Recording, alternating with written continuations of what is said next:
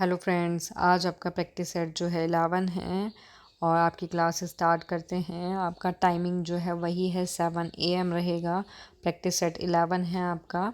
और आप सभी कैसे हैं, कैसी आपकी तैयारी चल रही है सबकी? कमेंट बॉक्स में बताना कि आपकी तैयारी सभी की कैसी चल रही है। आपको क्वेश्चंस जो हैं किस तरीके के लग रहे हैं, आपको अच्छे लगते हैं या स्टैंडर्ड इनका हाई लग रहा है या लो लग रहा है, कैसा लग रहा है, कमेंट बॉक्स में लिखना। नाउ फर्स्ट क्वेश्चन इज आता है हमारा, फर्स्ट क्वेश्चन आता है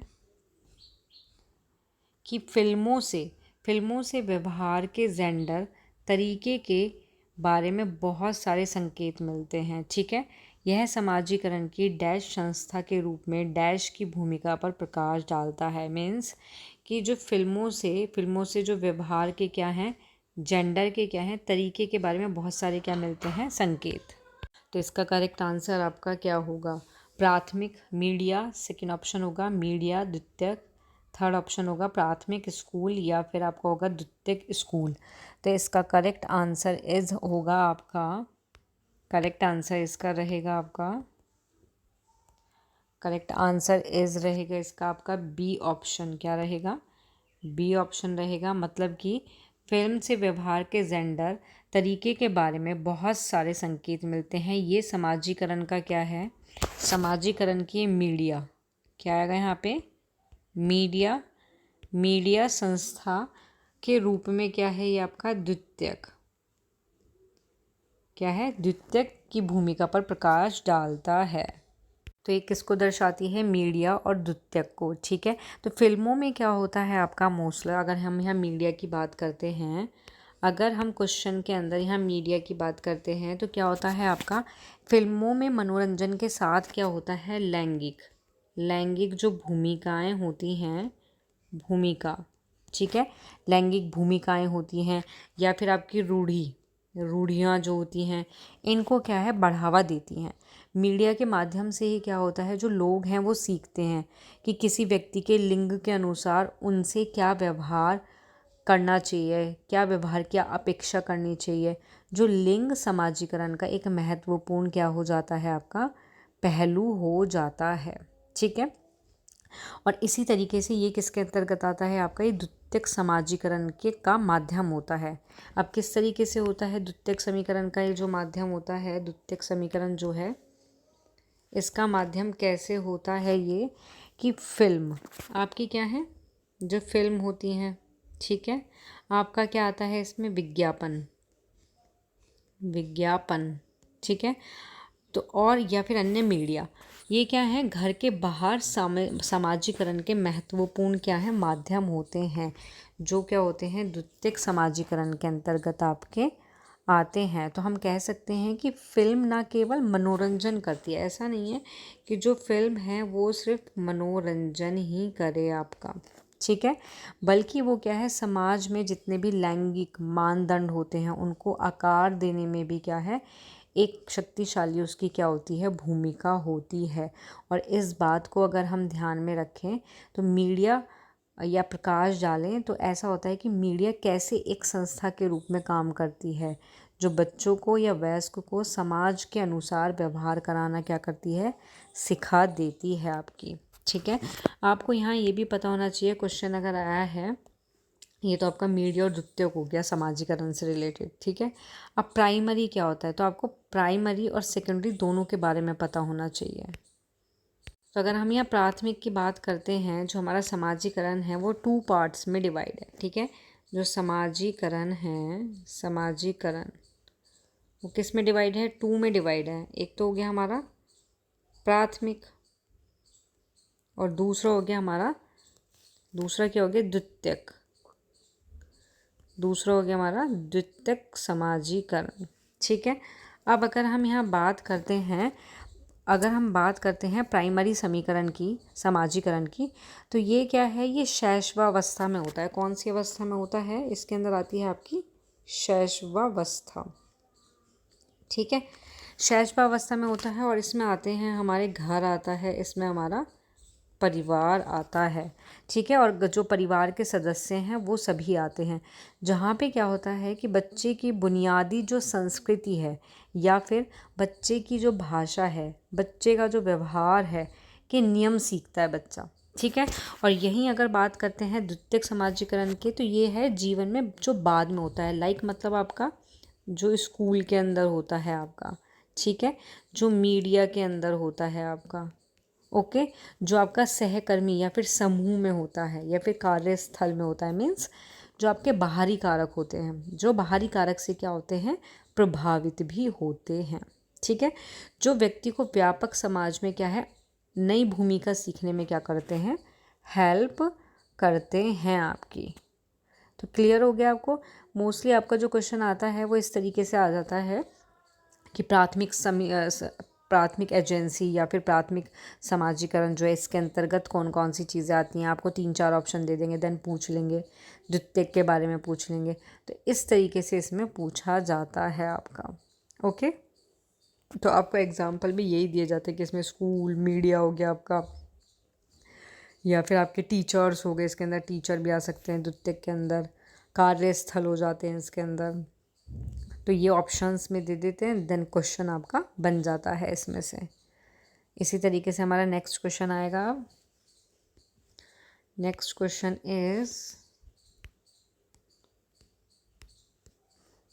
क्वेश्चन आता है कि नेक्स्ट क्वेश्चन है आपका कि विकास सिर से पैर की ओर होता है, निम्न में कौन सा सिद्धांत उपयुक्त है इसमें, बताइए। निकट से दूर, मस्तकाधोमुखी, स्थूल से सूक्ष्म या फिर सूक्ष्म से स्थूल की ओर। विकास सिर से पैर की ओर होता है, ये कौन सा सिद्धांत है आपका, बताइए इसका आंसर क्या होगा। तो इसका जो करेक्ट आंसर इसका होगा आपका बी ऑप्शन, ठीक है। तो इसका करेक्ट आंसर क्या है, बी ऑप्शन रहेगा कि जो आपका मस्तिष्क से, यहाँ मस्त समझ दिखाई दे रहा है आपको, तो इसका मतलब हो गया मस्तिष्क, ठीक है। क्या चीज़, मस्तिष्क या फिर शरीर का विकास जो सिर से शुरू होता है, कहाँ से, सिर से शुरू होता है और पैर तक बढ़ता चला जाता है, उसको हम बोलते हैं सेफला काउडल बोलते हैं। हम उसको क्या कहते हैं, सेफलो काउडल, ठीक है।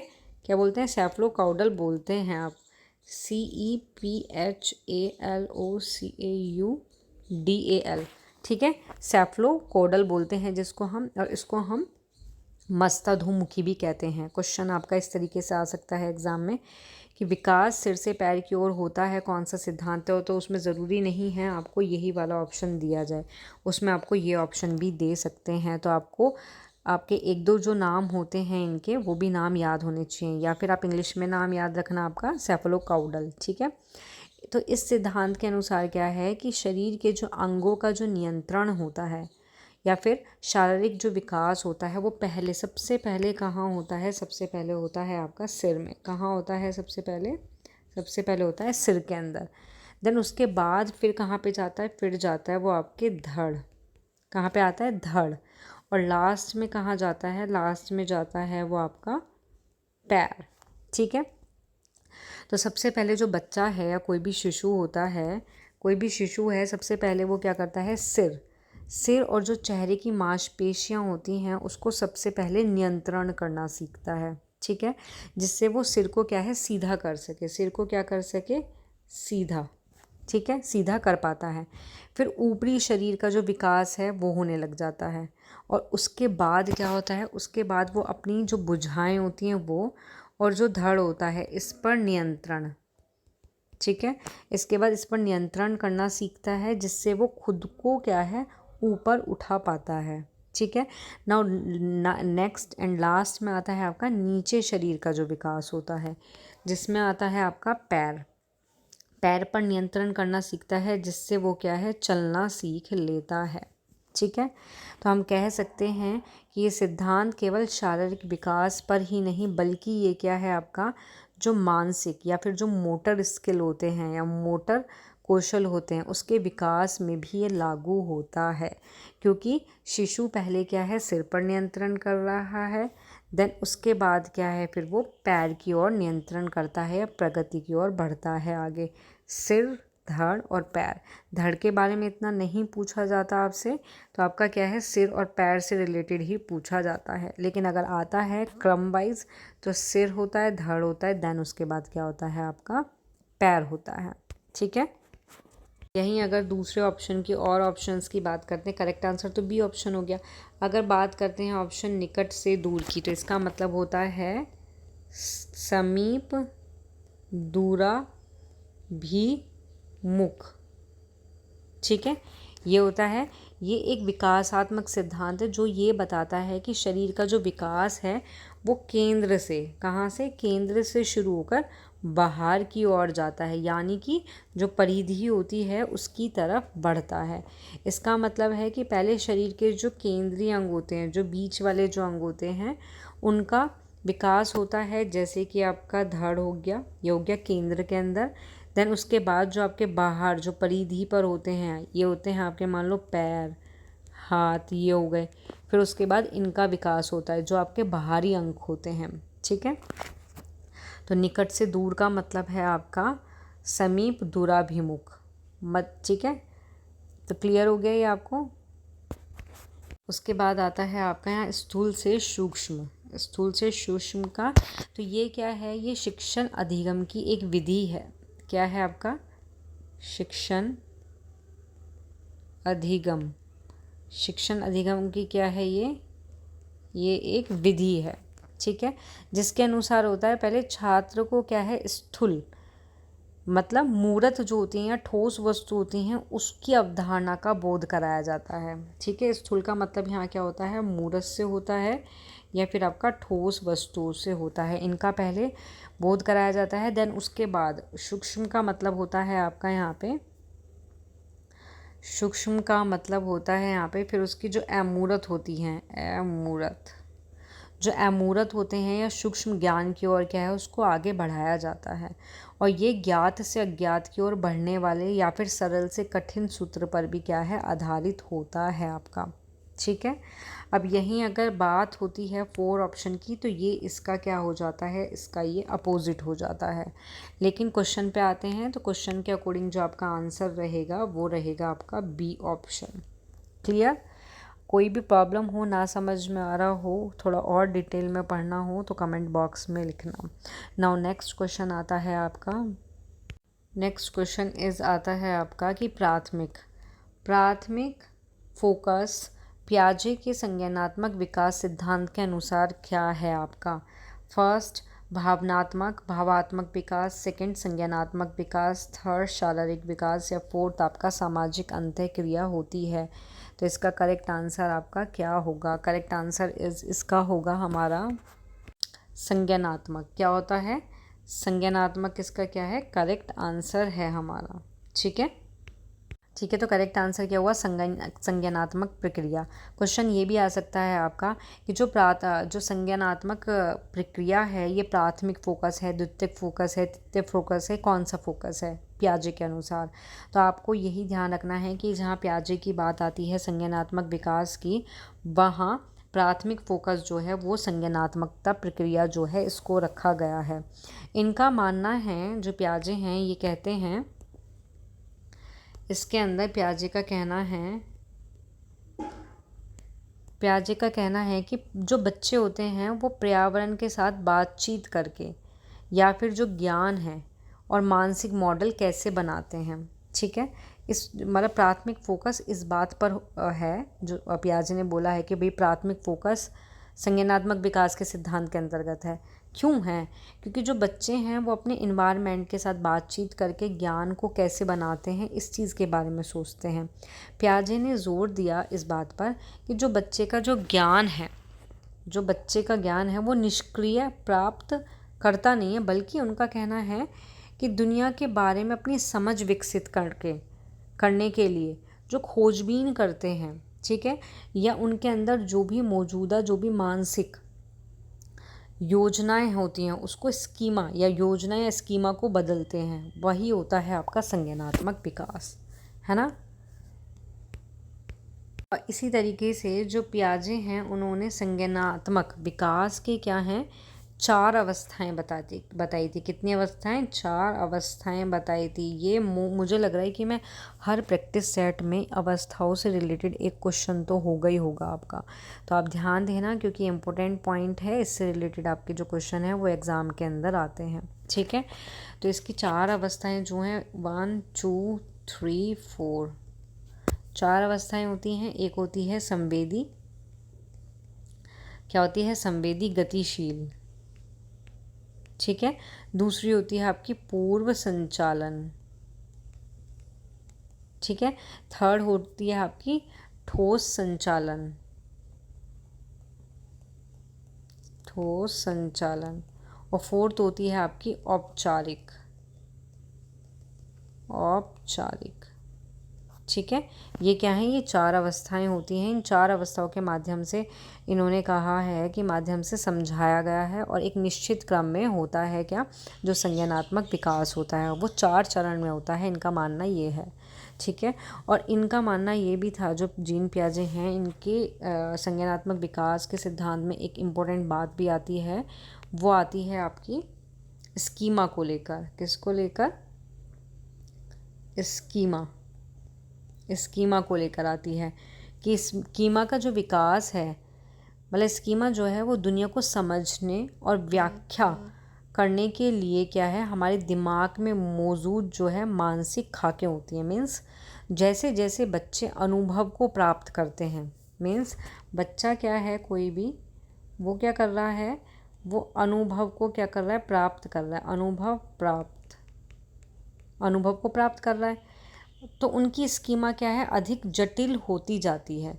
वो नए नए अनुभव से क्या है, अपनी जो भी स्कीमा होती है उसको क्या कर लेते हैं, अनुकूलित करते रहते हैं, ठीक है।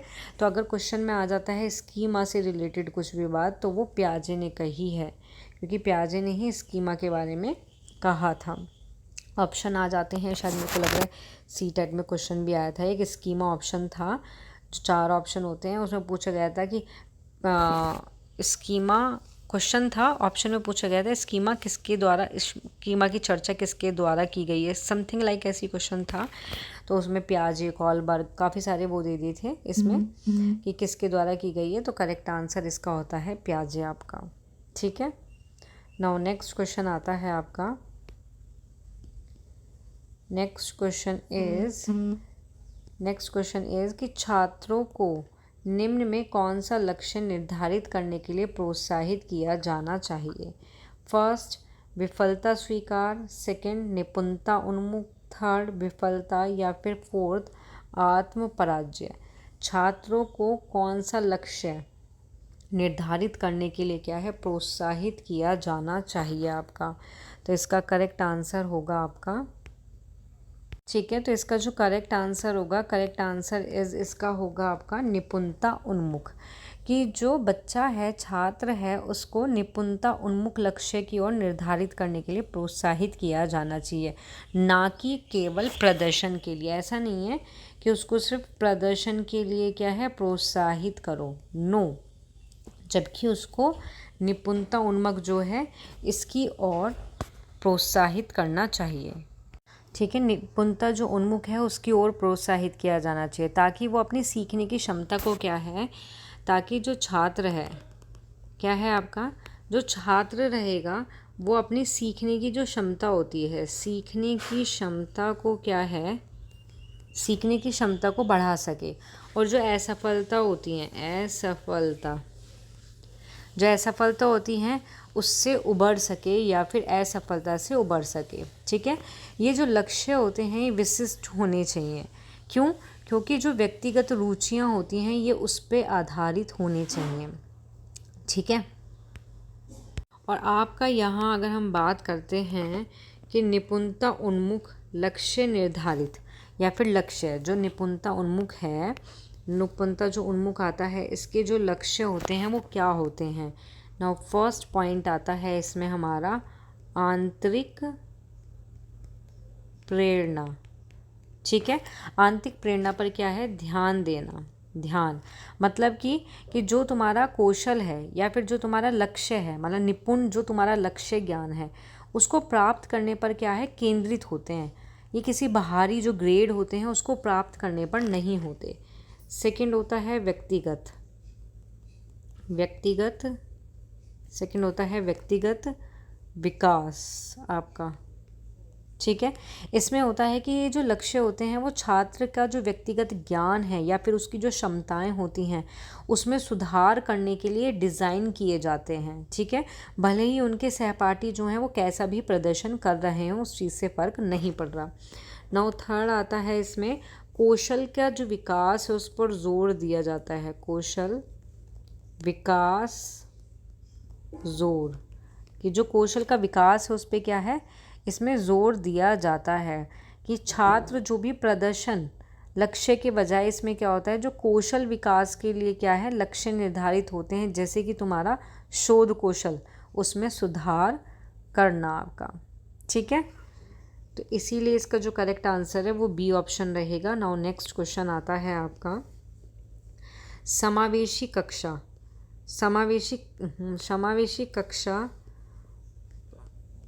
समावेशी कक्षा में जानकारी रूप में प्रस्तुत की जानी चाहिए। फर्स्ट मौखिक, सेकंड पाठ्य, थर्ड दृश्य या फिर डी ऑप्शन आता है आपका तीनों। तो कौन से रूप में जो है आपको, कौन से रूप में जानकारी जो है प्रस्तुत की जानी चाहिए आपकी।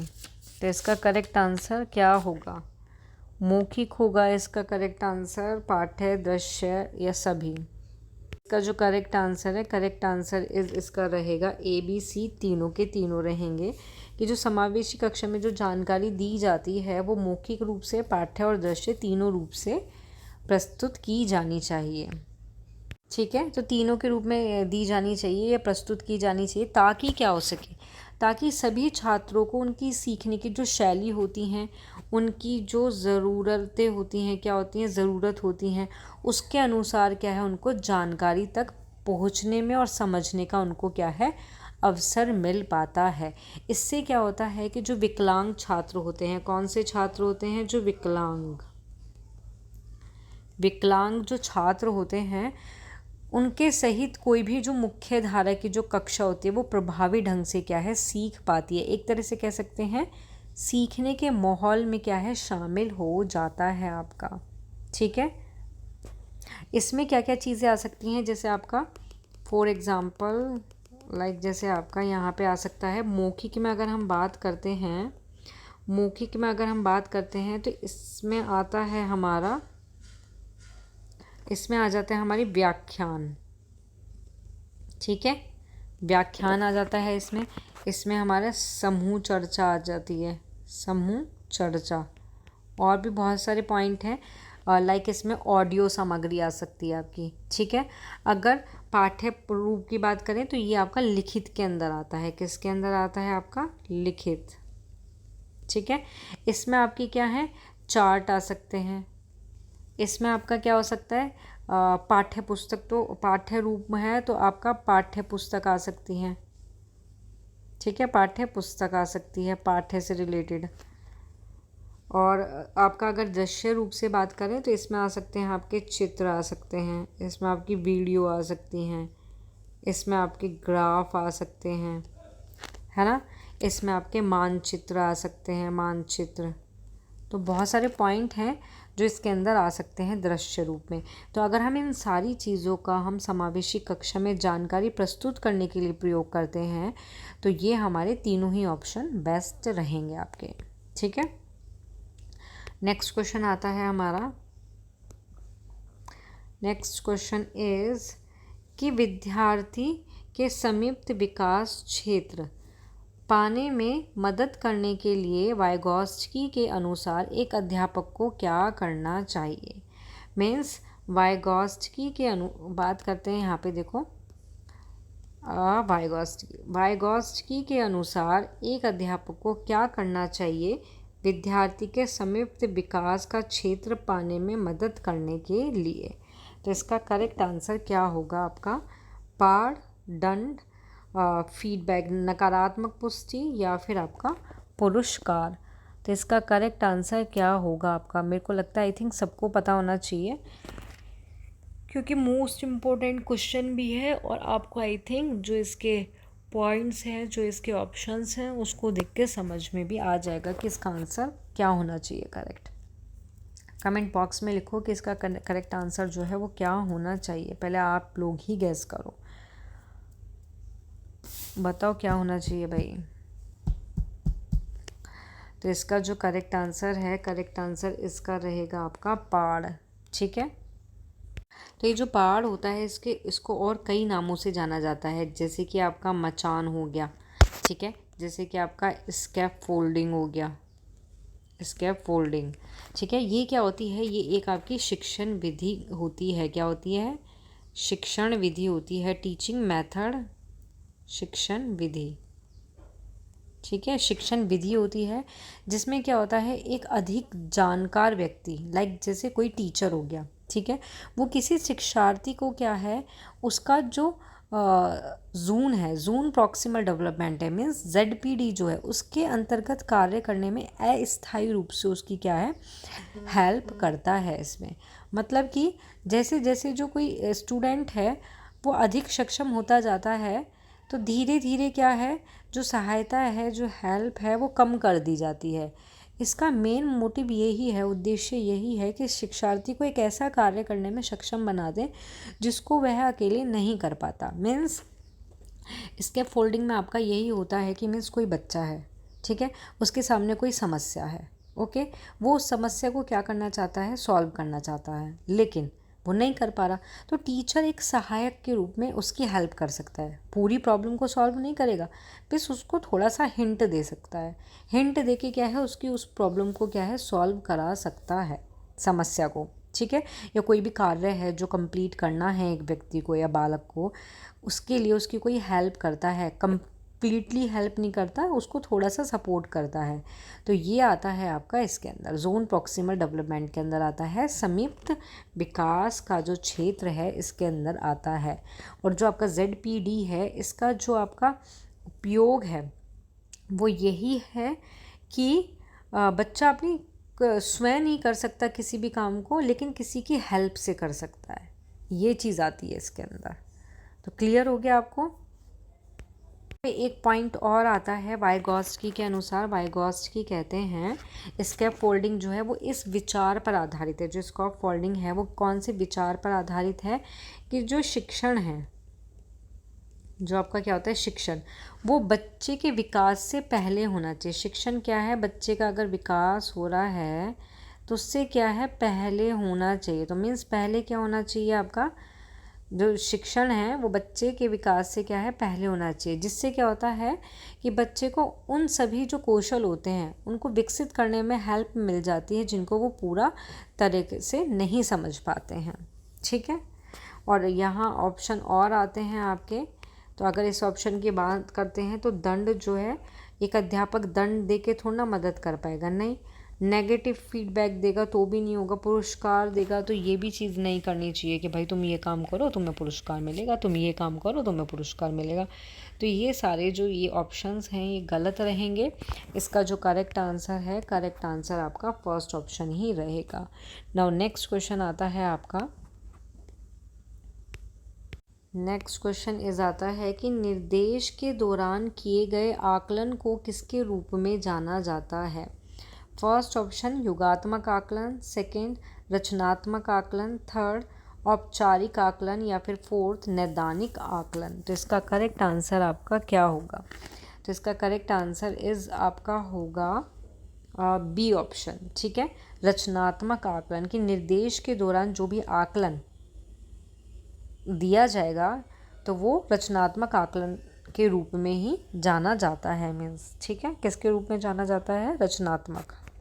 ठीक है, क्योंकि जो रचनात्मक आकलन है, जो इसका उद्देश्य होता है, रचनात्मक आकलन का जो उद्देश्य होता है वो क्या होता है, इनका उद्देश्य होता है कि जो छात्र हैं, ठीक है, कौन है, जो छात्र हैं, उनकी जो भी प्रगति हो रही है, क्या हो रही है, प्रगति, छात्र की प्रगति की क्या है, निगरानी करना होता है। क्या होता है? निगरानी। निगरानी करना इनका जो उद्देश्य होता है। ठीक है, तो इनका उद्देश्य क्या हुआ? निगरानी करना, और ये जानना होता है कि वो कितना सीख रहे हैं, ताकि जो शिक्षक है वो अपनी शिक्षण प्रक्रिया में, टीचिंग मेथड में प्रोसेस को बेहतर बनाए और आवश्यक सुधार करने में भी उसको क्या है, हेल्प मिल सके आपका। ठीक है, और आपका जो ये रचनात्मक जो आकलन होता है, रचनात्मक जो आकलन होता है, ये आपका प्रक्रिया के दौरान होता है। किसके दौरान होता है? प्रक्रिया के दौरान। प्रक्रिया के दौरान होता है। ठीक है, ये आकलन क्या है? शिक्षण और सीखने की पूरी प्रक्रिया के दौरान किया जाता है। ठीक उसी समय जब छात्र जो है सीख रहा होता है। ठीक है, और इसमें क्या होता है? प्रतिक्रिया प्रदान करता है। जो रचनात्मक आकलन होता है ये क्या है? प्रतिक्रिया प्रदान करना। मतलब कि ये जो शिक्षक और छात्र दोनों को यह समझने में हेल्प करता है कि क्या अच्छा हो रहा है, कहाँ सुधार करने की ज़रूरत है, और कहाँ छात्र को सफलता मिल रही है या फिर कहाँ छात्र को सफलता नहीं मिल रही है। इसके बारे में भी ये क्या है? प्रतिक्रियाएं देता रहता है। कौन? आपका जो रचनात्मक आकलन होता है।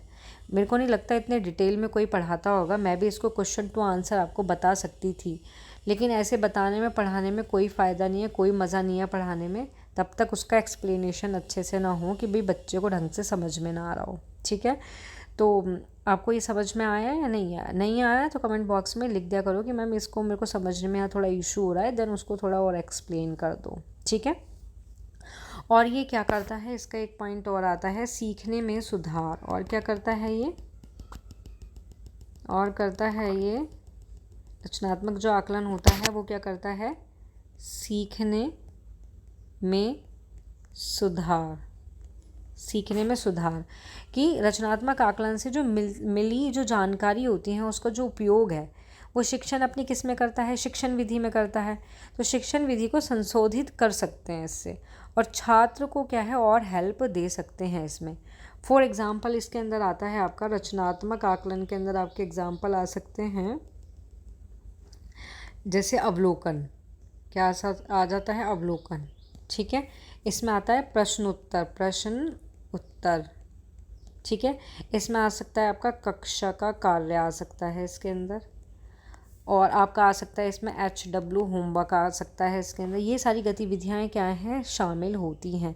आपसे यहाँ क्वेश्चन इस तरीके से भी पूछ लिया जाएगा कि जो अवलोकन विधि है या फिर प्रश्नोत्तर विधि है या कक्षा या HW विधि है, कौन से आकलन के अंदर आता है? योगात्मक, रचनात्मक, औपचारिक, नैदानिक, इस तरीके से। ठीक है, और रचनात्मक आकलन सीखने के दौरान एक क्या है? थर्मोस्टेट की तरह है। थर्मा जो स्टेट होता है, थर्मा देखा है ना, जिससे बुखार नापते हैं, उसकी तरह होता है, जो क्या है? तापमान को मापते हैं, है ना। तो ये उसी की तरह होता है आपका, उसके अनुसार क्या है? समायोजन करता है। लेकिन आपका जो योगात्मक आकलन है ये एक थर्मामीटर की तरह होता है, जो अंत में एक अंतिम क्या है? माप प्रदान करता है। क्लियर हुआ? आपका जो रचनात्मक है, अगर हम रचनात्मक की बात करें तो ये क्या होता है? थर्मोस्टेट होता है। ठीक है, लेकिन अगर योगात्मक की बात करते हैं तो ये क्या होता है? थर्मामीटर होता है।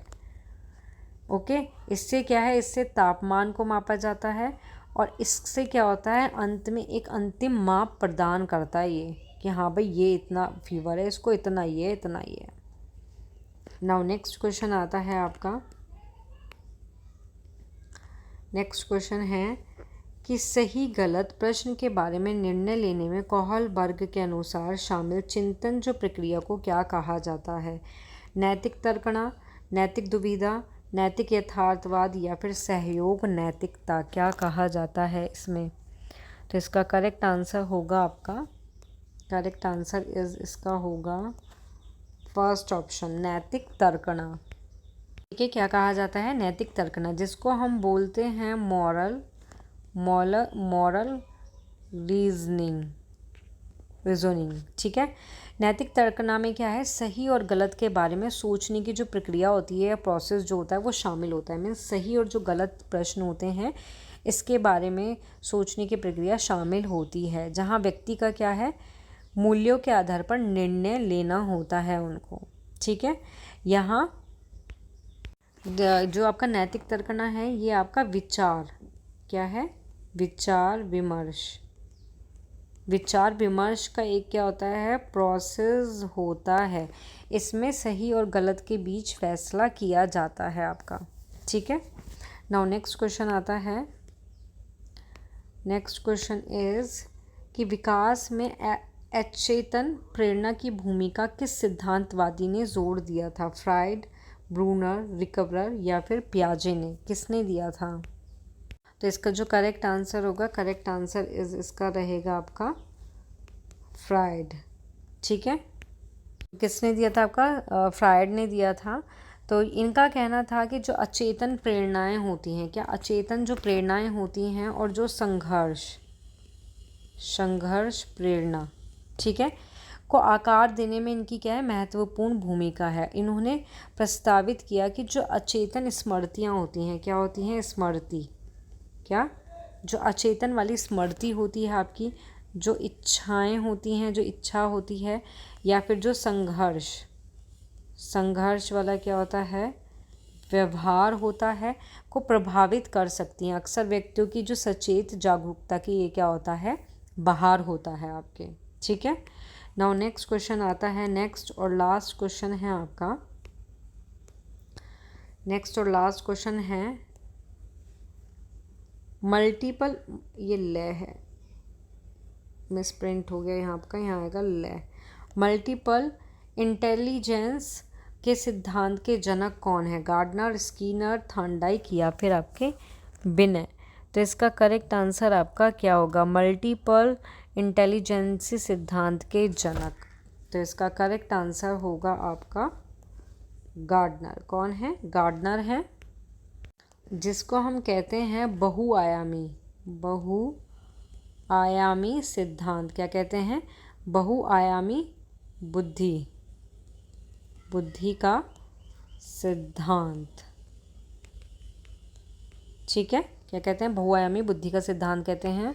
और ये जो सिद्धांत है ये गार्डनर ने कब दिया था, 1983 में इन्होंने ये इस सिद्धांत को प्रस्तुत किया था। और इन्होंने बताया कि बुद्धि एक एकल क्षमता नहीं होती, मीन्स बुद्धि जो है वो एकल क्षमता नहीं होती है, बल्कि उसमें विभिन्न स्वतंत्र बुद्धिमत्ता का क्या होता है, समायोजन होता है। इनका कहना था कि जो बुद्धि होती है वो कितने 8 प्रकार की होती है। कितने प्रकार की बताई थी इन्होंने, 8 प्रकार की। क्वेश्चन आ सकता है कि अब बहुआयामी बुद्धि का जो सिद्धांत गार्डनर ने दिया था तो उन्होंने बुद्धि के कितने टाइप्स बताए थे। तो इन्होंने कितने टाइप्स बताए थे, 8 प्रकार की बुद्धि इन्होंने बताई थी।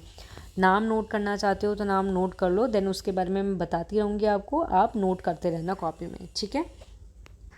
तो इनके अनुसार जो आपकी बुद्धि है, जो बुद्धि थी वो कितने प्रकार बताए थे इन्होंने, 8 प्रकार बताए थे। जिसमें हमारा फर्स्ट टाइप आता है, पहला आता है हमारा इसके अंदर भाषा,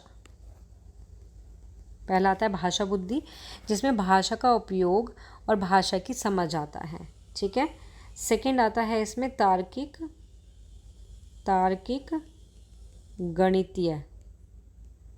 गणितीय बुद्धि। इसके अंदर आते हैं आपके तर्क, संख्या और जो अमूर्त विचार होते हैं वो। थर्ड आता है आपका स्थानिक बुद्धि, ठीक है। इसमें आते हैं आपके जो स्थानिक दृश्य जानकारी को समझने और उपयोग करने की क्या होती है, इसमें क्षमताएं होती हैं। 4 आता है आपका शारीरिक, वैसे इतना डिटेल में आपका जो है एग्ज़ाम में नहीं आता, बट फिर भी आपको इन बुद्धियों के नाम पता होने चाहिए, क्योंकि एग्ज़ामिनर का कुछ नहीं पता होता कि भाई कहाँ से कौन सा क्वेश्चन उठा के दे दें। मोस्टली वैसे यही आता है कि भाई ये जो मल्टीपल इंटेलिजेंटी का सिद्धांत है किसने दिया, गार्डनर ने दिया। इन्होंने बुद्धि बताई, बुद्धि के कितने टाइप्स बताए, तो 8 बताए। उन टाइप्स के नाम इतना डिटेल में नहीं जाते, बट 1% अगर जाएँ तो भाई आपको पता होना चाहिए। तो 4 ये हो गई। देन 5 आती है आपकी, 5 नंबर की आती है संगीत लयबद्ध, सैबद्ध बुद्धि होती है। इसमें क्या होती है, संगीत की जो लय होती है और जो ध्वनियाँ होती हैं उसको समझने की क्षमता होती है। 6 आता है आपका पारस्परिक बुद्धि। इसमें होता है कि दूसरों को समझना, या फिर सहानुभूति रखना या उनसे प्रभावी ढंग से संवाद करना आपका, ठीक है। 7 नंबर पे आता है आपका अंतः व्यक्तित्व। इसमें आता है अपनी भावना और प्रतिक्रियाओं को क्या है समझना। और एंड में 8 पॉइंट पे आता है आपका प्रकृतिवादी बुद्धि। इसमें होता है कि जो प्रकृति दुनिया होती है, जो प्रकृति के अंदर जीव होते हैं, वनस्पतियाँ होती हैं, उनको समझने की क्षमता। तो आपको क्लियर हो गया ना बुद्धि के बारे में। इंटेलिजेंस जो बहुआयामी बुद्धि का जो सिद्धांत गार्डनर ने दिया, बुद्धि को 8 टाइप्स का बताया, कौन कौन सी होती हैं ये भी मैंने आपको बता दिया। और इनका कहना है कि जो बुद्धि है वो एकल नहीं होती, जबकि उसके कितने क्या है वो विभिन्न तरीके की होती है। मीन्स वो क्या होती है, स्वतंत्र योग्यता का एक समूह मानता है कौन, गार्डनर आपका, ठीक है। तो यहाँ आपकी क्लास ख़त्म होती है। जिसको भी क्लास पसंद आए वो इसको लाइक शेयर सब्सक्राइब करना ना भूलें। मिलते हैं नेक्स्ट क्लास में। Thank you.